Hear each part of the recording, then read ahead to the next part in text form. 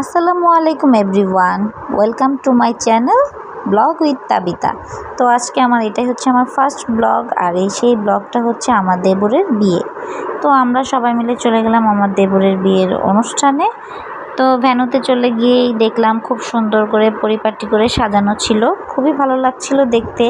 আর এই দিকে আমি আর আমার ননদ আয়নাতে আমাদেরকে দেখছিলাম। তো যাই হোক, টুকিটাকি একটু ভিডিও করে নিলাম শুধুমাত্র আপনাদের জন্য।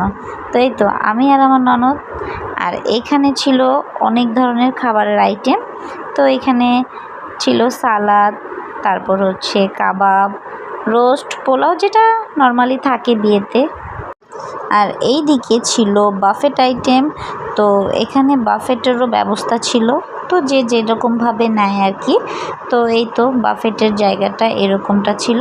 আর এই দিকে বাচ্চারা খেলার জন্য তো পুরাই পেরেশানি হয়ে যাচ্ছিল, কারণ এটা তো বাচ্চাদের আকর্ষণীয় খেলা যে ওরা পুতুল কালেক্ট করবে।